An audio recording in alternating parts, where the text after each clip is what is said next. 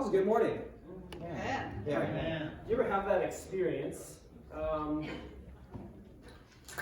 where you know you should do something, but you really don't want to do it? Yeah, you're all sitting in church, right? Okay. But when you go do it, you actually feel like, okay, I actually obeyed my conscience. I actually feel good about doing this, even though it wasn't the thing that I wanted to do. It wasn't the comfortable thing. It wasn't the most exciting thing, maybe. You had that experience? Everybody's had that experience. Is your mic on? No. It's not. Thank you, Jay. Okay. Yeah, you have to get out of your pajamas and go do something. Yeah, sometimes what is uncomfortable for the sake of doing what is good, it's good to go through with those things. We are on our fourth, fifth, something like that, I think our fifth stint through the journey through Hebrews chapter 11. And really what it is it's a journey through the Old Testament, just seeing how people were faithful back then and how that relates to us now. And we're going to talk about this story, kind of a strange story. And if we review this, okay, does anybody remember? We're going to do this every week, by the way. Right. What is faith? Belief in action. Right, faith is the substance of things hoped for, and the assurance of. But you're quoting Hebrews 11. Yeah, you're quoting the beginning of this. Very good. Ben, you said it? Belief in action. Okay, yeah, it's belief. Very simple. It's something that you believe in your head, and then you do something because of it. Okay, that's basic faith. Okay, we talked about the faith of Abel, even though he was killed by his brother Cain, and he was actually doing what God wanted him to do, but he actually had the right heart. Okay, and how Noah built a boat, even though people thought he was crazy, and the storm came.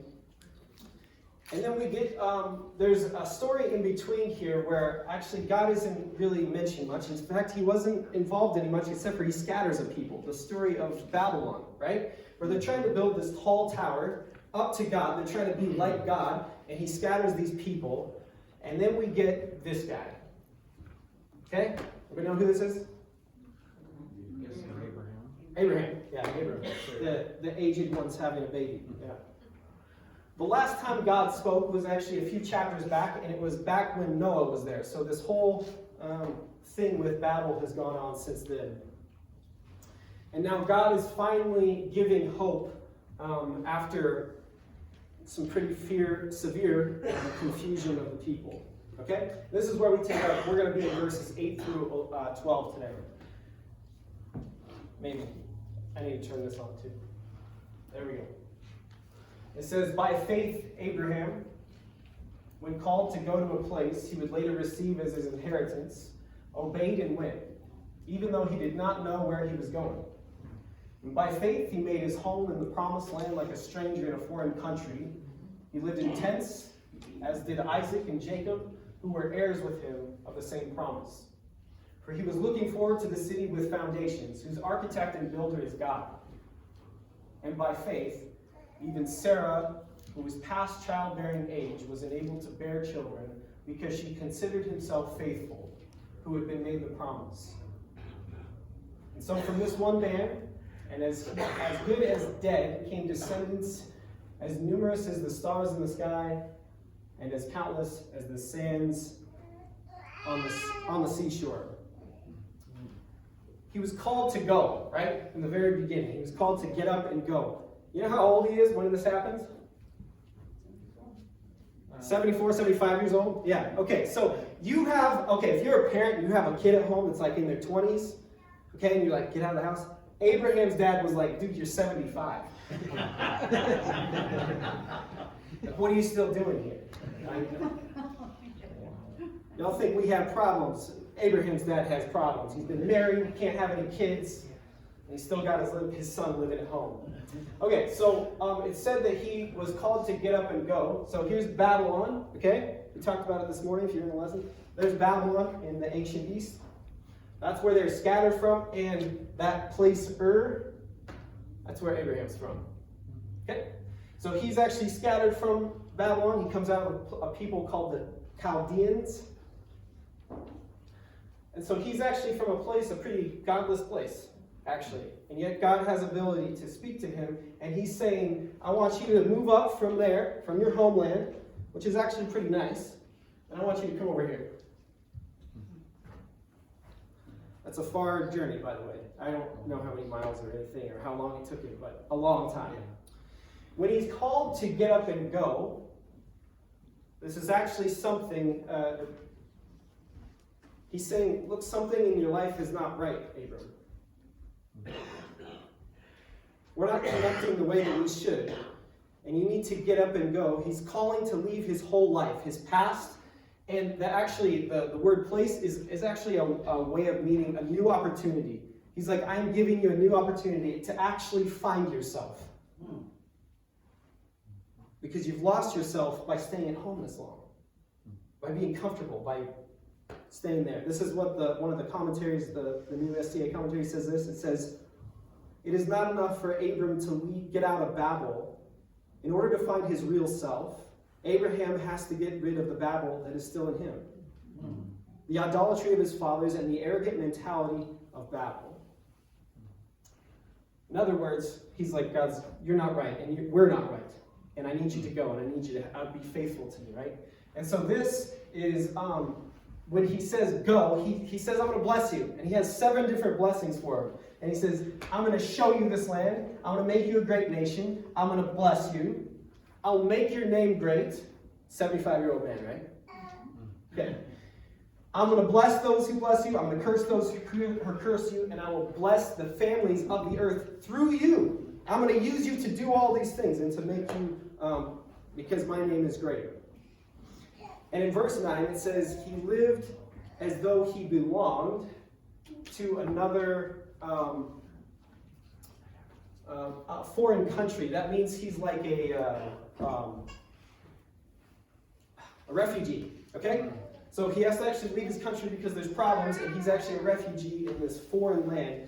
And he never really settles. He ends up staying in this tent, and his children do the same thing. Until later on down the line. My wife and I are house hunting right now, which is a terrible market to do this in, right? But we want to feel settled. We want that feeling where we're just like, hey, this is our home. We can start working on this. Abraham never had that.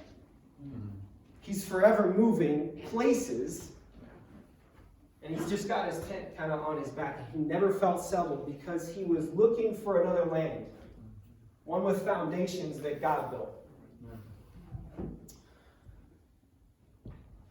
And in chapter 12, at the very beginning, when Abraham actually gets up and goes, chapter 12 of Genesis, where this story is found, there's a famine once he gets to the land of Canaan. Once he makes that huge travel, why would God, isn't that kind of funny? Why would God have him travel like this massive distance only to end up in famine?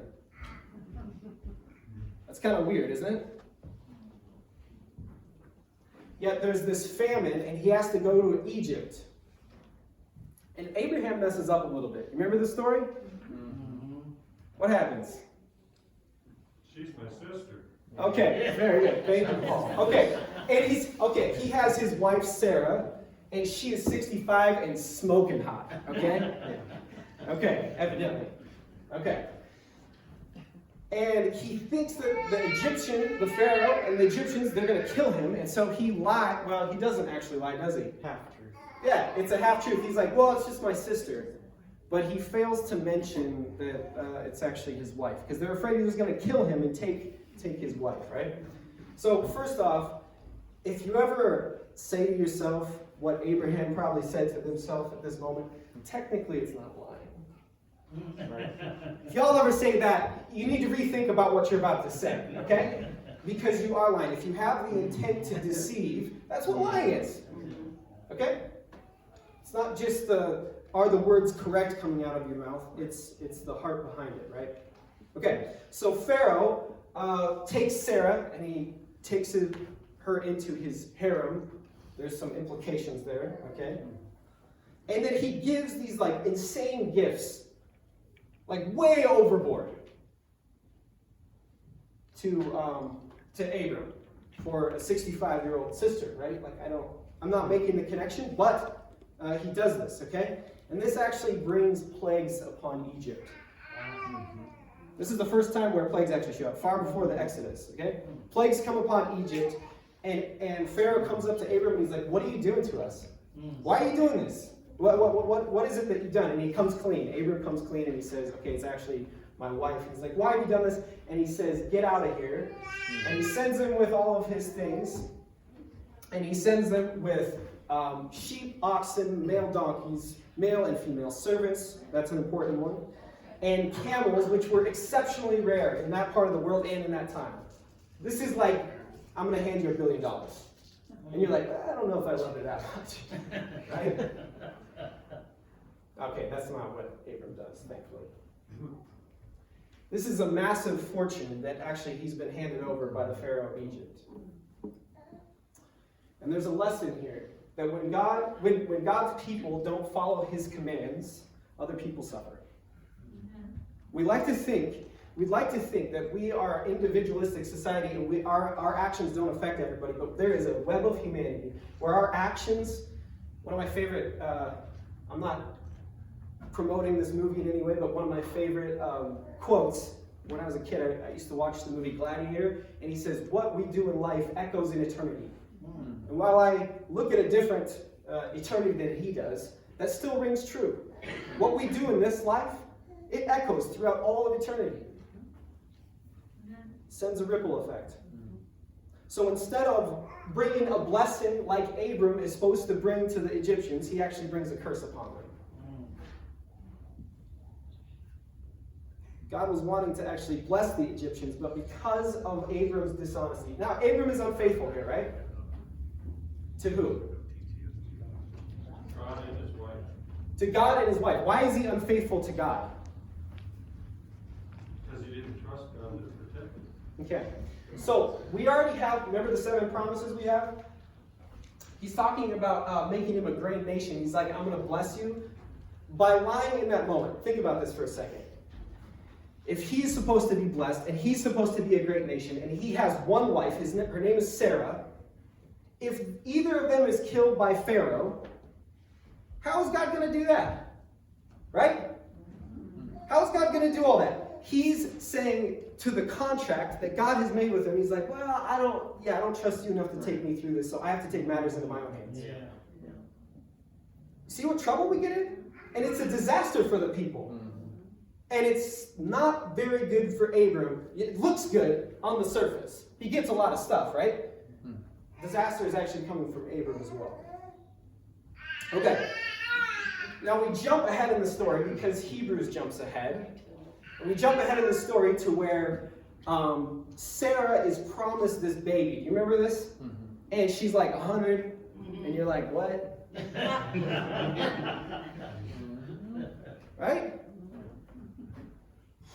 She's promised this baby and she laughs.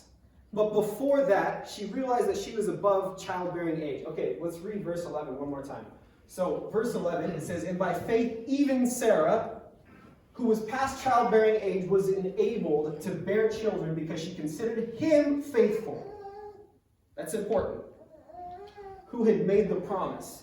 Was Sarah faithful? Yeah. In the end. Oh, yeah, no.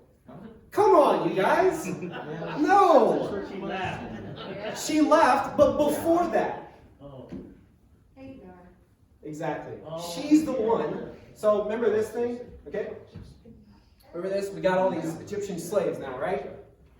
Now this is actually kind of a weird mirror between Exodus because it's Israel enslaving Egypt and then Egypt actually becomes domineering over Israel. It's kind of weird. But anyway, we have these Egyptian slaves and one lady by the name of Hagar.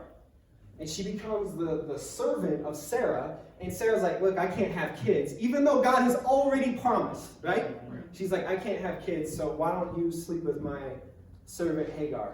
So at least your name lives on. And he's like, okay. Okay, this creates all sort of issues that we'll maybe talk about in a little bit. But Sarah's not really faithful either, actually, in this.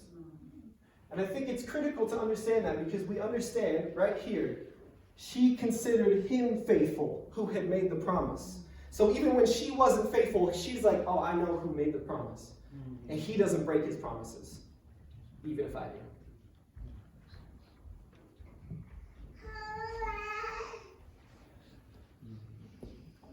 Abraham again. So this thing about Sarah telling Abram to sleep with her servant, right? This is actually reminiscent of the garden where the woman tells the man, and then, he wants to blame the woman, but it's like, dude, it's your fault. Like, you did it, right? Like, yes, it was her idea. They're both held accountable, actually, on this. And they're breaking the covenant with God again. They both break it. And both times it gets him into a huge mess. And there are lingering consequences that go along with this. Even though he gets all this stuff and it seems kind of good for a moment. Okay, can we talk about a really hot topic for a moment? Yes, okay, I was shaking his head yes, so I'll take that as a go. Circumcision. Okay, everybody wants to talk about circumcision, right? Especially on Sabbath. Okay. That was supposed to be funny, I'm sorry. Whoever said there was no humor in the Bible needs to read this story again. This dude's at least 75, and God comes and he's like, I'm going to make a sign, a covenant, it's a promise between you and me, and you got to circumcise yourself. 75-year-old man with something, at best looks like that. Okay? That's the only picture I have, don't worry. And he's like, you want me to do what? Okay. Now we think of this in different terms than ancient Middle East, okay? Ancient Middle East, this is like this is where your seed comes from. This is where how you bear children, and this is where the promise actually comes from, by the way. So this is critical. He's like, I want you to be circumcised, and this is our sign. This is the sign of our covenant. This is a reminder, first off, it's a reminder of the sin that he committed, that he wasn't faithful to God, okay? Through this area, okay?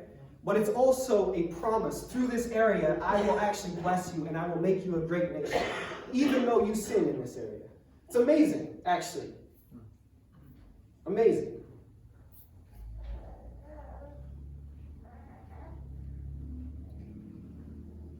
God, at their old age, and through their laughter, he ends up fulfilling this promise he has to them and giving them baby Isaac. And we're going to talk more about what this means in 2 weeks here. And it says it was because of their faith, and they believed him. Now, why would they believe him now and not earlier? Right? Isn't that weird? There's some transformation that takes place in Abram and Sarah. They've seen what it's like to fail God and to not trust him. They see the results, they see the mistakes that they're made. Failure is our best teacher, isn't it? Many times. They've seen what it is to not be faithful to God. And the strange thing throughout this story is you would think that God would stop blessing him. He'd be like, okay, you messed up. You broke contract, so I don't have to, my hands are off, right? That makes sense, right? In our culture? You messed up, you didn't hold your end of the bargain, so I'm not going to hold it in my end. But God doesn't. And it's not just that he keeps the promises. He actually blesses them more than what he even promised. It seems really counterintuitive, doesn't it? Like, God, why would you do that? They're going to just keep disobeying you. Right? That's how we think of it. Think about this for a moment. If there is a God who you aren't faithful to him, you reap the natural consequences sometimes of what you do, but he keeps blessing you, he keeps giving you good things because he is faithful, why in the world would not want to follow that God? That's amazing. He wants good things for you. He wants the best life for you. And he does whatever he possibly can to show you that in your own life. He will stop at nothing to show that his love for you and his desire to have you with him in his kingdom. He'll stop at nothing, and proof of that is the cross. If that actually happened, if Jesus is who he says he was, there should be nothing holding us back from that. That's amazing. That's a God that's willing to risk everything for you and me.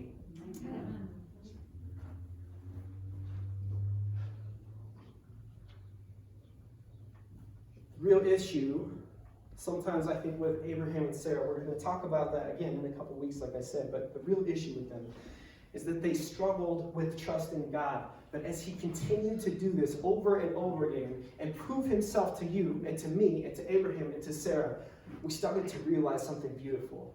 It's not the God that the world portrays, and most of the time it's not even the God the church portrays.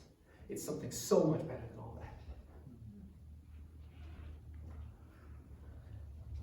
And his love is the thing that makes it possible to have eternal life, to look for the foundations of a city that he built, where we will feel finally at home. You ever feel like you're not at home in this world? I feel like that all the time. And I'm actually sick of feeling like it's home. We have a home. C.S. Lewis says, the only explanation for someone who simply cannot find satisfaction in this world is that they were meant for another one. I truly believe that. I think that's what Abraham was searching. Do we have one more song to sing?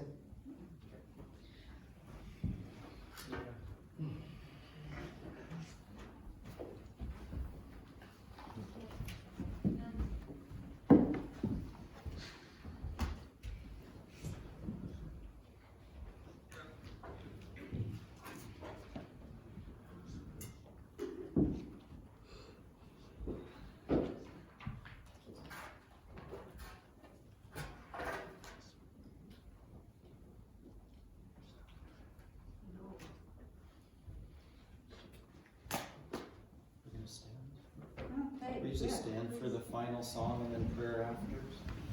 Join us. Song that Jesus sings.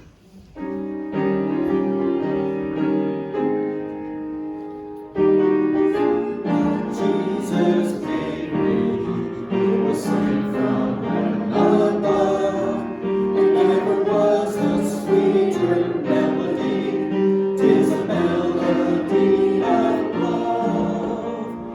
In my heart there rings a melody,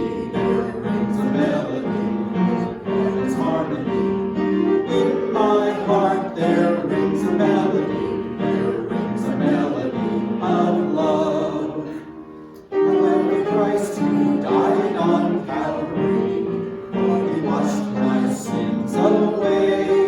He put within my heart a melody, and I know it's there to stay.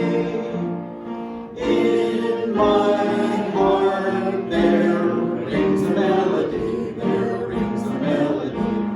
heaven's harmony. In my heart there rings a melody, of love.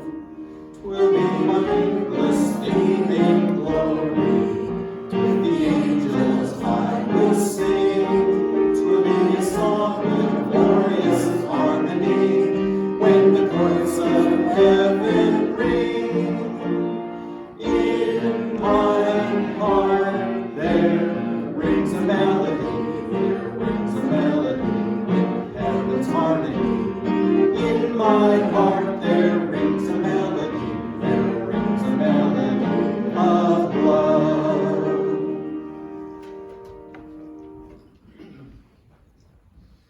Father, we are here because of the sacrifice that you made.